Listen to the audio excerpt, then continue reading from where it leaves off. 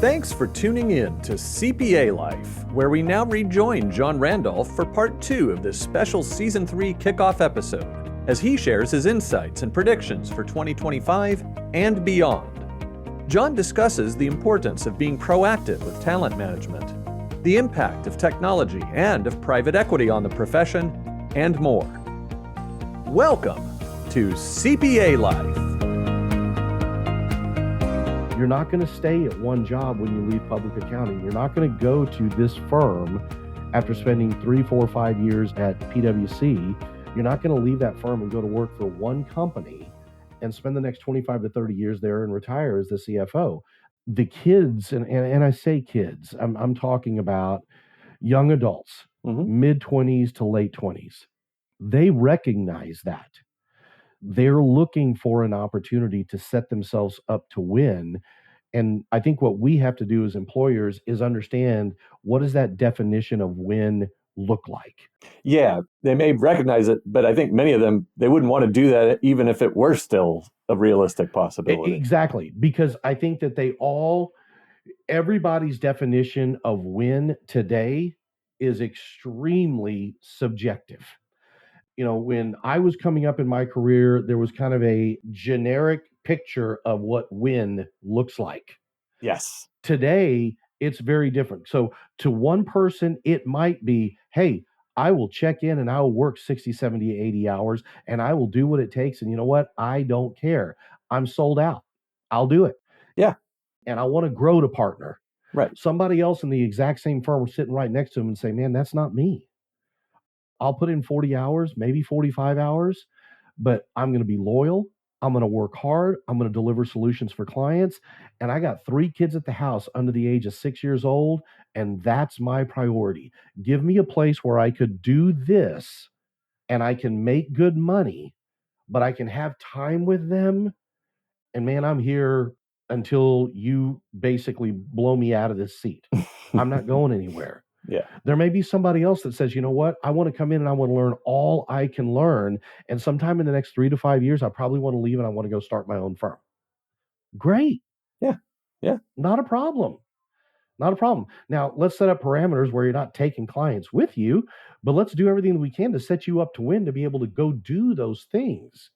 I think as firm owners and firm leaders, you've got to understand that one size fits all is no longer an answer to the problems that we're facing when it comes to talent in today's marketplace. And that has to do with geography also. Yes. You may have somebody on your team. I've got a client here in the Dallas area. They have a physical presence office location. They used to be 100% in office. They're a team of 18 people. 2 people are in the office every day, all day, 5 days a week. 14 people don't even live in Dallas anymore. Wow. Okay. Now, the 2 people that are in the office every day, all day, Yeah. they both have multiple kids. I think one of them has 3. I know the other one has 5. Okay. Okay. Maybe we're getting onto something. All under the age of 10. Yeah. And the guy that has 5 kids under the age of 10, they homeschool. Okay. He is the first to tell you, I come to the office for sanity. I have to go to and I get that because we homeschooled our kids. I tried to work remotely when the kids were at home. Yeah, forget about it. I couldn't do it. I had to go get an office. Ain't gonna work. So, but they're a firm that understands we've got to have an environment that Sally fits into, that Bill fits into, that Karen fits into, that Tom fits into, that Akeem fits into. And it may look different for each one of them. And I think that firms that get that, firms that understand that, are going to continue to attract talent at significantly better pace than firms that try to fit everybody into this space right here. Yeah. I'm speaking more about firms that are in office. One of the things that I don't remember who said this to me, but it has stuck with me ever since somebody said it to me. And I think it was on a previous podcast. I could be wrong, but we were talking about people being in the office. And this person said, John, people need to understand, we have employees in the workforce today that have never, ever set foot in an office, have never ever sat in a conference room for a meeting. Yeah. Yeah. If you think back to 2020 when COVID hit, Yeah. anybody coming out of the workforce from 2020 to 2022, there is a very high likelihood that some of those people have never, ever sat foot in an office. Yeah. And if you own a firm, run a firm, manage a firm, responsible for hiring in that firm, and there is a component of your business that requires people to be in the office, there is a pretty high likelihood that there is a demographic in the population today that is qualified to do that job, that would be interested in doing that job from a culture standpoint, from an environment standpoint, from your leadership philosophy standpoint, from the type of work you do. But the minute you say in office, they're going to pump the brakes. No, don't want to do it. And there's lots who have been in offices, taking my wife as an example, who has said she's never going to work in an office job again, Yeah. having done 20 years in the charity sector in offices. Yep. So it's both. Yep. And now, are there people that want to be in the office? Absolutely. Yeah. Absolutely. There's a gentleman that I talked to that's in the DC area for one of our clients. I originally had contacted him about a fully remote role. Well, through the course of the conversation, 15, 20 minutes into it, one of the things that he says is one of the things that he's glad about leaving that firm is he just never really felt connected with the team. And he doesn't want to ever be again 100% or in a 100% remote firm. Doesn't have a problem working hybrid, Yeah. but really miss the connection of people. Now, through 10, 20, 30 minutes of conversation, I did some things to test that. And one of those was talk to him specifically about the job that I was recruiting him for, which was a fully remote role with one of our clients. And then I also told him about a client of ours that's in the DC area that's a hybrid firm. And he said, you know what?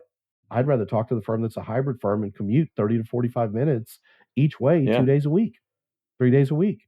I'd rather do that and be in office with some people than 100% of the time work remotely. Okay, not a problem.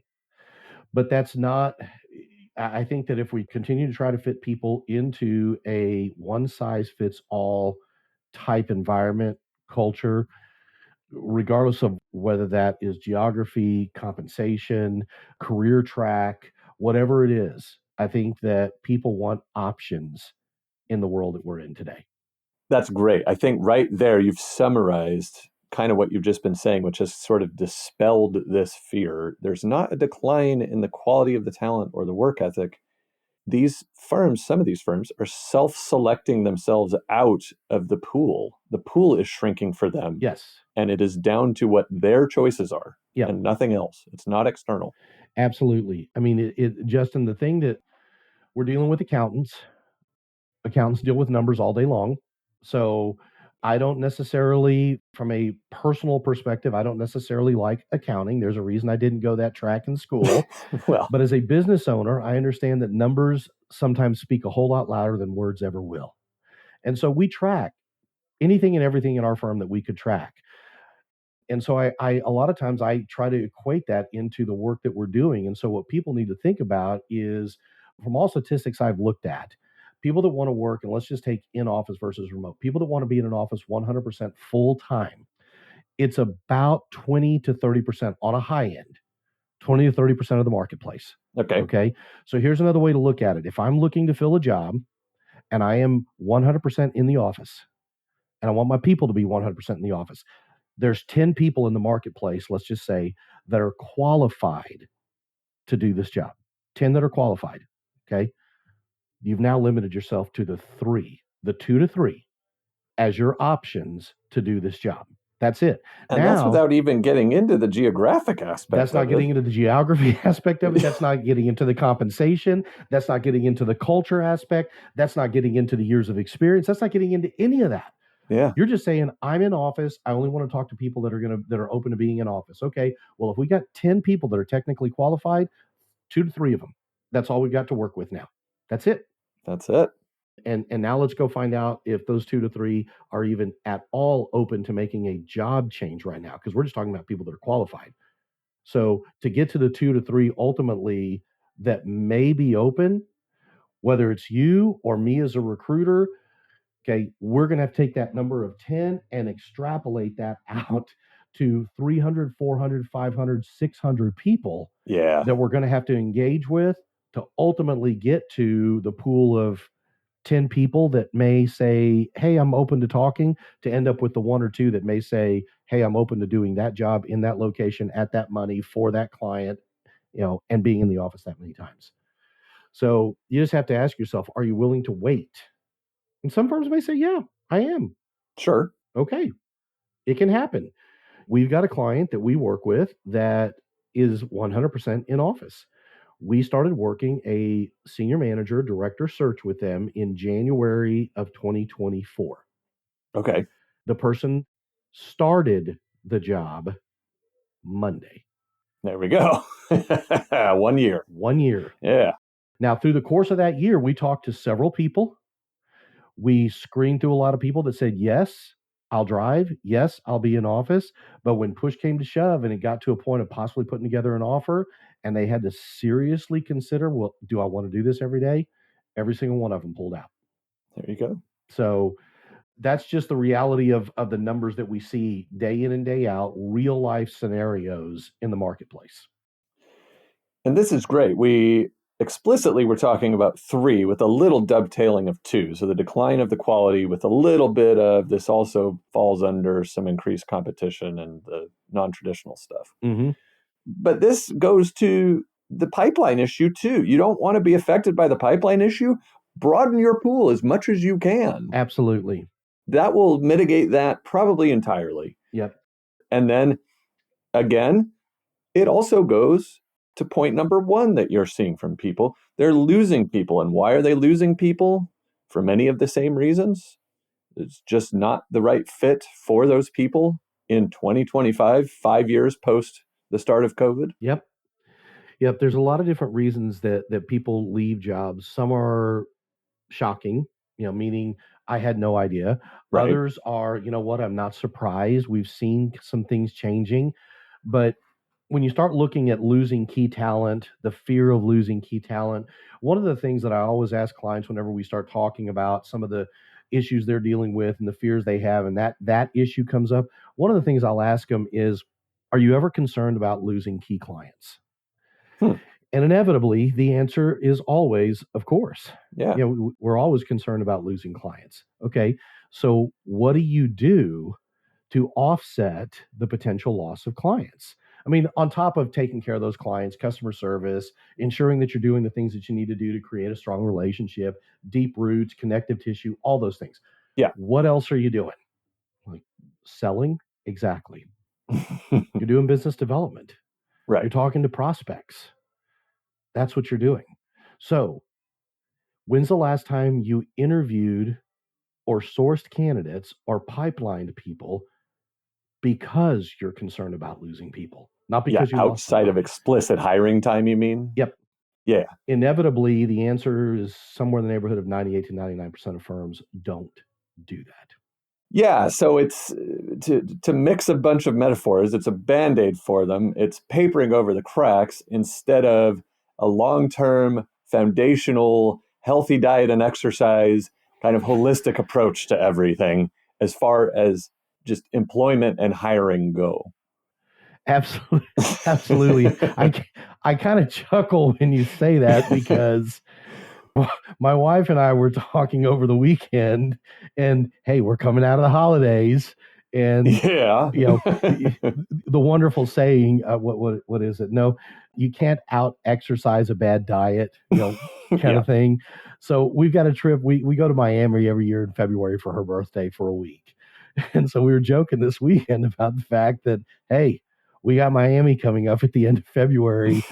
We need to stop eating ice cream and brownies 2 or 3 times a week like we have been. And so, yes.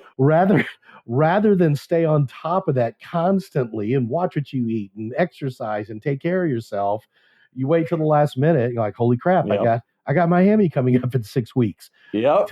So many times that's kind of the conversation that I'll have with firm owners is, hey, the 2 people that sent me a message today, here's the difference in those 2 messages. One, is a firm that we've worked with transactionally. You have a good relationship with them, but we've worked with them transactionally, meaning when they have a need, they reach out to us. Okay. Right. Okay. So, senior tax associate gave notice today. We really need somebody going into this tax season. Do you have somebody? Can you help us out? Second firm is a firm that we work with on our talent advisory side of the business, where we are constantly working to build a pipeline for them. That client sends a message this morning. Hey, I had a senior tax associate resign this morning. He's one of the persons that we've been talking about that was kind of on the fence. We thought we might be able to make things work through this tax season. We're not going to be able to. Put some parameters in place Friday for him. He chose not to accept those. He resigned this morning. Do we have people we could look at? First firm, we got to go build a pipeline. Yeah. We got to go find candidates. And by we, you mean both of you. Exactly. Second firm, the answer is yes. Can you guys interview this week? We'll reach out to some people that we've been engaging with and let them know that, hey, ironically, our client does have a need this tax season. Are you still open to talking? Yeah. So, two very different conversations. One is proactive. We've been building a pipeline with them and for them. Right. We've been engaging with candidates for 6 months for them. We've been sending candidates information about them. They know about the firm. They've done some research on the firm. Some of those candidates have already had initial exploratory conversations, even though a job wasn't there. We had reached out to the client and said, hey, I know that we don't have anything open right now, but we just talked to somebody that is a really impressive individual. They're not actively looking, but they're open to talking. Yeah. Would you have an interest in just having a 30-minute, 45-minute Teams conversation? And if something comes open, we've at least got some initial conversations that have occurred. That's great. Facilitating that networking. Yeah. There's a couple of candidates we're going to reach out to that they've already had initial exploratory conversations. Hey, we don't have anything open right now. John said that you potentially fit the kind of culture we are. He said you're not looking to make a change now either, but we're all about having conversations. So let's talk. That's such an elegant and simple solution to what you said was what you kept running into, scenario A, Yeah. the one you just talked about. You've developed this Talent Plus advisory system to combat the worst kind of, yes, this is a Band-Aid, this is a, Yeah. papering over the cracks situation. Let's not approach it that way any longer. Yep. If we could approach it proactively, if people were to just think about it, even if they did this internally in their own organization. Sure. And we've even had some firms reach out to us and say, hey, we're interested in figuring out how do we do this on our own? Yeah. Hey, I'll take time and sit down and work with a firm owner about put some things in place to at least begin to have some of those conversations. When I ran a larger practice than I do today, when I had 13, 14, 15 people or more working for me in multiple locations, Yeah. one of my metrics that I measured myself on, regardless of whether or not I had an opening, was I needed to interview 3 people every month to work for me. Every month. Wow. I wanted to interview 3 people. Didn't matter if I had an opening or not. And the reason why is because I wanted to understand what was going on in the marketplace. And one of the best places to find out what's going on in the marketplace, interview your competition. True. So engage with your competition. What are they doing? How are they doing it? What systems are they using? What's the volume of work that they're seeing? How many hours are they working? Are they doing things better than we are? Are we doing better things than they're doing? I may interview somebody and go, holy crap, that person would make us not only a good firm, but a great firm. We need to figure out a way to get that person into our environment. Or they walk out and you go, you know what? The people I've got for my firm right now, they're better than that guy. They're better than that guy. So I'm doing pretty good with who I have right now. It validates, it's kind of like watching the neighbor's kids.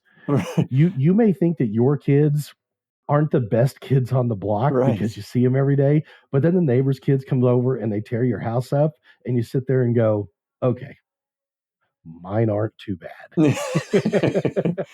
Yeah, that's good. It's one of those benefits you would not think about until it was pointed out to you like that. That's exactly. So as a firm leader, just having the ability to always be looking to make your firm better by finding out what's going on in the marketplace, engaging with people, and we try to build systems that either one, we do that with and for firms, or hey, it's not rocket science. We can Yeah. literally sit and take you through what's that going to look like for you if you did it in house, how to do it. I had a firm leader reach out to me back in December that just really didn't align with what he was needing and what he was wanting and our ability to help him. And so I told him, I said, look, do me a favor, send me the job description you're using. I'll rewrite the job description to start to get you a little bit better engagement. Number one. Number two, I'm going to send you a link to some resources that a couple are free, a couple are not free, but they're at least places that you could start to potentially engage with possible candidates. Because right now you're not seeing anybody that fits what you're looking for. These are some places you can go fishing that, at least one, I know the fish are the kind of fish you're looking for. And number two, the fish in these ponds, they tend to bite a little bit. So I'll send that information to you. If we can help you out in the future, great, let us know. If not, hopefully this will at least put your feet on a path to a little bit more success than you're having right now. Yeah. So we have no problem doing that with firms that aren't quite sure, do we want to kind of make the investment that we're talking about working with a third party advisor? Yeah, that's great. And speaking of kind of that line of thinking, you basically the core of who you work with is kind of you've said flying under the radar firm earlier, Mm-hmm. and you've had the opportunity to talk to a lot of such firm owners on the podcast. But certainly one of the kind of frustrations that type of firm seems to be running into is trying to compete with the bigger fish and just running into economies of scale. They've got all these whiz bang tools and gimmicks and everything else that they're throwing out there to try to reel in the best choice of the talent marketplace. So, talk a little bit about what you've heard from those that you work with, and ways that you seek to mitigate or just entirely even eliminate that competitive disadvantage. I think that one of the things that locally owned firm owners and leaders have as an amazing tool in their toolbox that I don't think that I think they use it, but they're not sure how to use it to their advantage or really understand that it is something that is to their advantage. And that is that they are the people that are engaging in those hiring conversations, they being the owner, Mm-hmm. they being the senior leadership. Going back to something that we talked about earlier with the mindset of people in today's marketplace, that winning is individual to each one of them. Yeah. When you're competing against a larger firm, one of the big four, one of the top 100, when you're competing for talent, there are issues within that organization that are across the board. So PwC, Deloitte, Baker Tilly, Moss Adams, pick a firm, Eide Bailey, they're not going to be able to wholesale make a change and say, we'll do this for you. Now, they may say they're going to, but somewhere in the process, it's going to have to be run at the chain of command, and 15 people are going to have to sign off on it. Right. That is unless you have somebody that is a rogue leader, like I used to be at a couple of large firms. People would ask me in the interview process, hey, what's your PTO policy? And I would ask them, do you want mine or do you want our company's? Because they're two very different ones. And you don't have a whole lot of people like that in leadership in most large organizations. There's a reason why No. I'm not at a big company anymore. So you can't individually move those things around in a big firm. In a smaller firm, when you're sitting talking to somebody about their individual desires and their individual goals, you have the ability, to a certain degree, you have the ability to tweak that and morph that and make some things happen for those individuals that a big firm can't. So that is one huge thing in your toolbox that big firms do not have. The other thing that a big firm doesn't have when it comes to that particular issue is, I don't know any other way to put this, but it seems like in the world that we live in today, Justin, Mhm. the BS meter of younger professionals is a lot better than mine ever was at their age, Yeah. and they know when someone is not being straight with them. Yeah. And the fact that they are talking to you, the owner, the leader, you can be as straight as you need to be and want to be in those conversations without having to worry about what does the politics of this look like up the chain of command. Right. You're not, and I don't mean this disrespectfully to anybody that's sitting here looking like this, but you're not a 26-year-old kid with a sociology degree sitting in HR at a big four firm that's lucky to spell CPA, let alone know what one does. You are the firm owner, you are the firm leader. You know what it is that you need done. So when someone says, I love everything you're talking about, but here's the deal, I'm the main caregiver for my parents, and I can be in the office one day a week, Yeah. but that's it. Yeah. That's it. You can be the person that says, you know what, I can make that work. I can make that work. Absolutely. Yeah. I've got a client that I'm working with right now. We were supposed to have a candidate start working for them this past Monday. And the candidate called, and her initial thought, like a week before she was supposed to start, was, I have to turn the job down. I have to turn the job down because I just found out that my dad had a stroke in India and I've got to go to India. Now, if she'd have been talking to a large firm, the answer would have been, hey, let us know when you get back. And if we still have an opening, we'll talk to you. I called my client. My client said, look, number one, she's doing the right thing. Oh, yeah. If that were my dad, I'd be doing the exact same thing. That's number one. Number two, I think she's got an immense upside wherever she goes to work, and I want her working for me. Nice. So whether she starts working for me in 2 days, 2 weeks, or 2 months, I want her as a part of my team. So here's what we need to do: set up a phone call for me to talk to her. Let's figure out what she needs to be able to do to go to India, take care of her dad. And if she's going to be gone for 2 months, we'll just set up her start date for after April. If she feels like she'll be back March 1, we'll set up her start date for March 1. Whatever she needs to do, let's make it happen. Those are things that you as a firm owner have the ability to do, to go back to create that environment that is not one size fits all. And that is priceless. Yes. Priceless in today's marketplace for most employees or people looking to potentially make a job change. Yeah. It's a big flex. Yep. And it is flexibility at the same time. Absolutely. Absolutely. It's, it's the firm that says, hey, yeah, we'd love to have somebody that does 40 hours a week for us in this role. But guess what? If we can find 2 people that are stay at home that only want to work 20 hours, we'll divide the job up. Not a problem. We'll make it work. Exactly. That type of flex as a firm owner is literally priceless currency in today's marketplace. So don't let size be something that you feel is a weakness or a detraction from your firm. Use that as a huge benefit and a huge advantage. An advantage that can't be copied. Yep. You're small, you're nimble. Yeah. You're agile, and you can figure out a way to make it work. Perfect. So, not to put you too much on the spot, but this is, after all, the first episode of the new year and of season 3. Do you think you can give me at least one thing that you think it's going to be your prediction? Doesn't even have to be just for 2025, but just looking ahead in the accounting space that we're going to be seeing. What's going to develop? I think that one of the things that we're going to see develop is and I don't really think it's a development. I think it's going to be a continuation, but I think it's going to be drastically different. I think that we're going to continue to see a lot more private equity money come into the space. But I think that the farther we get from, is private equity a good thing? Mm-hmm. I think the more we're going to have 2 very distinct, different camps. You're going to have the haves and the have not camps.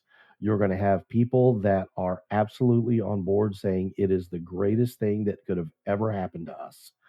And you're going to have a group of people, and I'm here to tell you, it's probably going to be more of the frontline service delivery people that are going to be looking at it saying, you know what, I don't want anything to do with a firm like that because I'm a number. That's all I am. Interesting. And I think that firms that either one can still maintain their independence, even though private equity money has been infused into them, or firms that can maintain their independence and grow without that, I think that they're going to have a leg up over the next 12, 24 months when it comes to attracting talent. Because you're going to have people that, there's 2 firms towards the end of last year that flew under the radar with layoffs that were both private equity related layoffs. a couple of those people, when we were working with them, they made it very clear we do not want to go to work for any firm that has any ideals whatsoever about private equity being a part of the equation in the future. Now, we understand they can't make those promises. Yeah.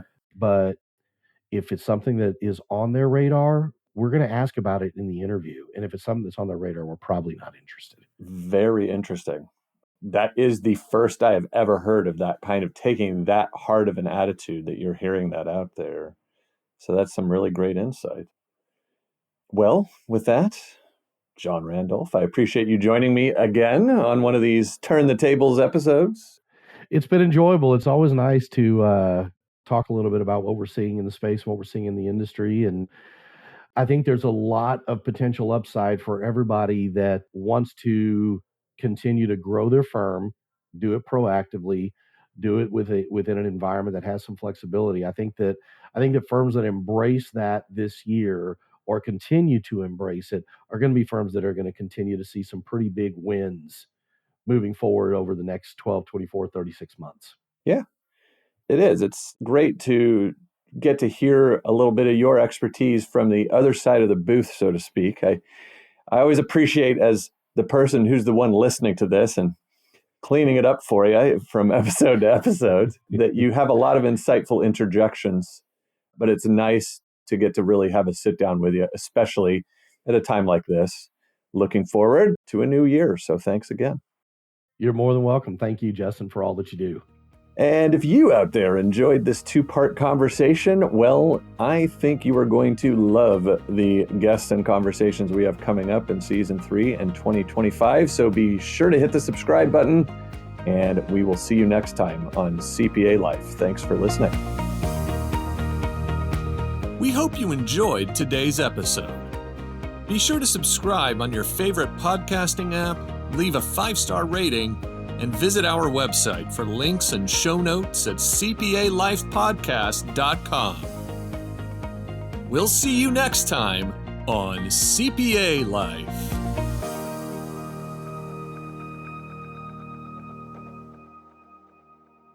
ProfessionalProductions.net